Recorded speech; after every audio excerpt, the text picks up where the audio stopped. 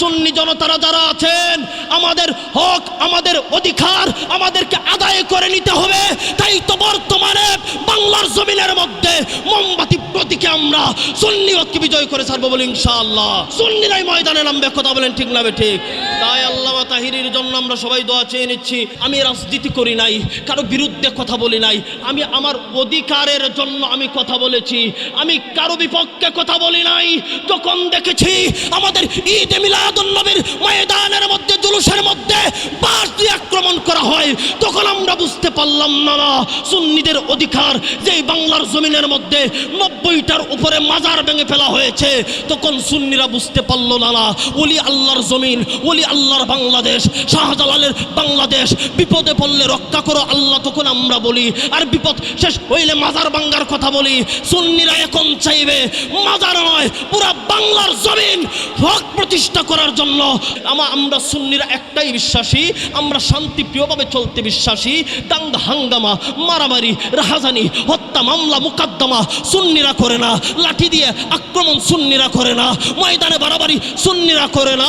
সুন্নিরা প্রেমে বিশ্বাসী, কথা বলেন ঠিক না ঠিক? তাই এখন সময় হয়েছে সুন্নিদেরকে বলতে চাই, আমরা আজকে আহলে সুন্নাত ওয়াল জামাতের অনুসারী যারা রয়েছি, আজকে আমরা একে অপরকে মূল্যায়ন করতে পারি না বিদায় বাতিলরা আমাদের মাথার তালুর মধ্যে লবণ রাইখা খাচ্ছে, কথা বলেন ঠিক না ঠিক? তাই আজকে আমরা বলতে চাই সুন্নিরাও তাদের হক আজকে আদায় করে নিবে। স্বাধীনতার 54 বছর চলে গেল, যখন সুন্নিরা দেখতে পারল কবরের লাশ নিরাপদ না, তখন সুন্নিরা বুঝে গেল না আজকে থেকেই সুন্নিরা সতর্ক হতে হবে, কথা বলেন ঠিক না ঠিক? আমরা 26 তারিখ, হুজুর মনে হয় 26, আমাদের 26 তারিখ আমরা সুন্নিরা বলি নাই, একবার আমাদেরকে বলা হয়েছে তোমরা আমরা চাইছিলাম সোহরাওয়ার্দী উদ্যানের মধ্যে আমরা সবাই ঐক্য হব, সুন্নিরা সবাই মিলে এখানের মধ্যে কথা বলবো।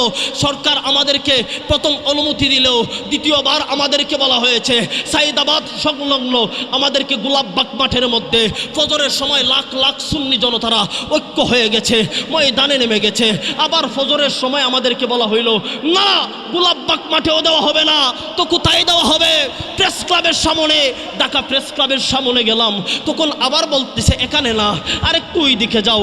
তখন আমরা সুন্নিরা বলতে লাগলাম হাই হাই, সবাই সোহরাওয়ার্দী উদ্যানের ময়দানের মধ্যে তাদের কথা বলতে পারে, তারা ঐক্য হয়ে জুলুস করতে পারে, তাদের কথা তাদের মনের ভাব প্রকাশ করতে পারে, কিন্তু আমরা সংখ্যাগরিষ্ঠ সুন্নিরা আজও অবহেলিত। বাংলার জমিনের মধ্যে সুন্নিদেরকে আজও পর্যন্ত মূল্যায়ন করা হয় না, কথা বলেন ঠিক না ঠিক?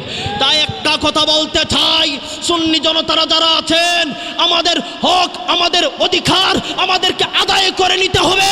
তাই তো বর্তমানে বাংলার জমিনের মধ্যে মোমবাতি প্রতীকে আমরা সুন্নিয়তকে বিজয় করে ছাড়বো বলে ইনশাআল্লাহ। আমি রাজনীতি করি নাই, কারো বিরুদ্ধে কথা বলি নাই, আমি আমার অধিকারের জন্য আমি কথা বলেছি, আমি কারো বিপক্ষে কথা বলি নাই। যখন দেখেছি আমাদের ঈদে মিলাদুন নবীর ময়দানের মধ্যে, জুলুসের মধ্যে বাঁশ দিয়ে আক্রমণ করা হয়, তখন আমরা বুঝতে পারলাম না সুন্নিদের অধিকার যেই বাংলার জমিনের মধ্যে 90টার উপরে মাজার ভেঙে ফেলা হয়েছে, তখন সুন্নিরা বুঝতে পারল না ওলি আল্লাহর জমিন, ওলি আল্লাহর বাংলাদেশ, শাহজালালের বাংলাদেশ, বিপদে পড়লে রক্ষা করো আল্লাহ তখন আমরা বলি, আর বিপদ শেষ হইলে মাজার ভাঙ্গার কথা বলি। সুন্নিরা এখন চাইবে মাজার নয়, পুরা বাংলার জমিন হক প্রতিষ্ঠা করার জন্য সুন্নিরাই ময়দানে নামবে, কথা বলেন ঠিক না ঠিক? তাই আল্লামা তাহিরির জন্য আমরা সবাই দোয়া চেয়ে নিচ্ছি, আল্লাহ যেন সকলকে কবুল করেন, সবাই বলে আমিন। আল হযরত ডাক দিয়ে বলতেছে, কেউ যদি নবীর বিরুদ্ধে কথা বলে, আমার আল হযরত বলে চিন্তা করিস না। আল্লামা আলী মুহাম্মদ চৌধুরী হুজুর এখানে বসা আছেন, এখন তিনি রসুলের প্রেমের আলোচনা করেন, একদল রসুলের বিরুদ্ধে কথা বলে, যায় আসে না, কারণ সুন্নিরা অপরাজনীতিতে বিশ্বাসী নয়, অপসংস্কৃতিতে বিশ্বাসী নয়, সুন্নিরা প্রেমে বিশ্বাসী, কথা বলেন ঠিক না ঠিক? এখন আপনি আমাকে বলতে পারেন ইয়া রাসূলুল্লাহ বললে তো শিরক হয়ে যাবে, আপনি আমাকে বলতে পারেন ইয়া রাসূলুল্লাহ বললে তো বেদাত করা হয়ে যাবে, আপনি আমাকে বলতে পারেন ইয়া রাসূলুল্লাহ সুন্নিরা যখন বলে এটা এক প্রকারের ভণ্ডামি হয়ে যায়, আপনি আমাকে বলতে পারেন তখন সুন্নিরা নবীকে দাঁড়াইয়া ইয়া নবী সালাম আলাইকা বলে এটা ভণ্ডামির একটা অংশ হয়ে যায়। আমি বলবো এই বাংলা গুটের মানুষ শুনে রাখুন, জেনে রাখুন, সুন্নিরা নবীর প্রেম না ইয়া রাসূলুল্লাহ পড়ে, সুন্নিরা না ইয়া নবী সালাম আলাইকা পড়ে এতে যদি আমাদেরকে কেউ ভণ্ড বলে যায় আসে না, কারণ একটাই পজিশন, একটাই, কুকুর কামড় দিয়েছে পায়ে, তাই বলে কুকুরের পায়ে কামড় দেওয়া আমার কি শোভা পায়? কথা বলেন ঠিক না বে ঠিক? তাইলে উচ্চ আওয়াজ করে পড়ি ইয়া রাসূলুল্লাহ, আরো জোরে বলি ইয়া রাসূলুল্লাহ। আমরা কি খুশি না বেজার? আরো জোরে বলেন খুশি না বেজার? এখন আমাদের জীবনের সংবিধানের নাম হলো পবিত্র আল কোরআন, যেটা হুয়া মুনাজ্জালু আলান নাবিয়িকা সাল্লাল্লাহু আলাইহি ওয়াসাল্লাম, যেই কিতাবটি নাজিল হয়েছে আমার আকা আকা এ তাজ নন্দর সরকার দু আলম নূর মুজাসসাম নূরুল আলা নূর, জিন্দা নবী, মায়ার নবী, গুনাহগার উম্মতের কান্ডারি, রহমতের ভান্ডারি, আকা এ তাজ নন্দর সরকার দু আলম নূর মুহাম্মদ মুস্তাফা সাল্লাল্লাহু আলাইহি ওয়াসাল্লামের উপর। বন্ধু আমার, এই কোরআনটা তো আমাদের জীবন চলার পথের একমাত্র সাথী, বিভিন্ন সমস্যার সমাধান করে পবিত্র কালাম। ও বন্ধু আমার, পবিত্র কালামুল্লাহ শরীফকে আমি জিজ্ঞেস করলাম, ওহে কোরআন, আপনাকে বলতে চাই, সর্বপ্রথমে পাইলাম আলিফ লাম মিম সূরা বাকারার মধ্যে যালিকাল কিতাবু লা রাইবা ফি, এটা এমন একটি কিতাব যেই কিতাবের মধ্যে কোনো ভুল নাই, কোনো সন্দেহ নাই, কনফিউজ নাই। বন্ধু আমার, এই কোরআন মাজিদকে তো আমি পাইলাম কারণ এটা আমার জীবনের সংবিধান, এটা আমার জীবনের সমস্ত সমস্যার সমাধানের একমাত্র পাথেয় হলো আল কোরআন। কথা বলেন ঠিক না বে ঠিক?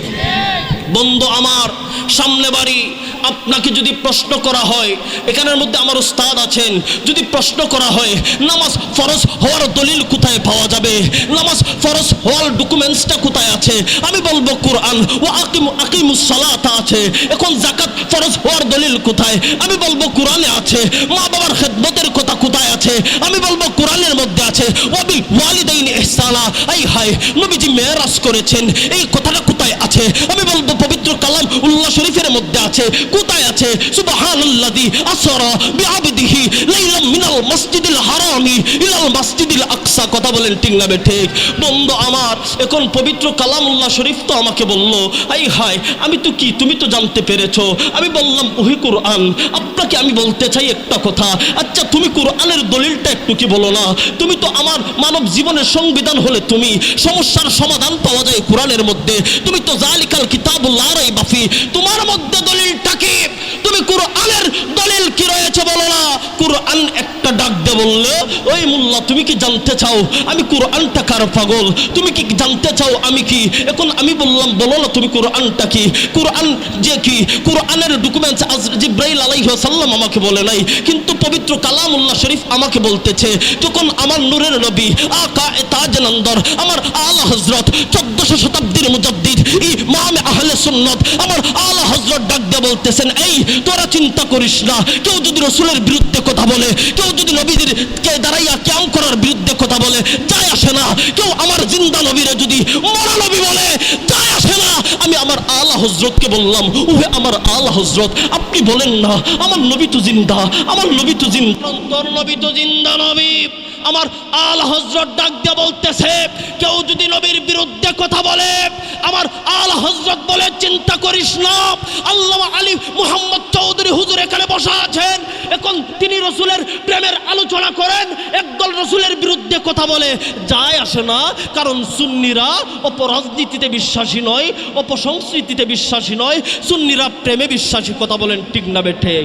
আরো আসতে বলেন ঠিক না বে ঠিক? আরো জোরে বলেন ঠিক না বে ঠিক? তাহলে সুন্নিরা একটাই বিশ্বাসী, রহমাতুল্লিল আলামিন, উম্মতের জামিনদার। কথা বলেন ঠিক না বে ঠিক? তাইলে আমরা সুন্নিরা বিশ্বাসী একটাতেই, যে আমরা নূর নবীজি আমাদেরকে যেই শিক্ষা দিয়েছেন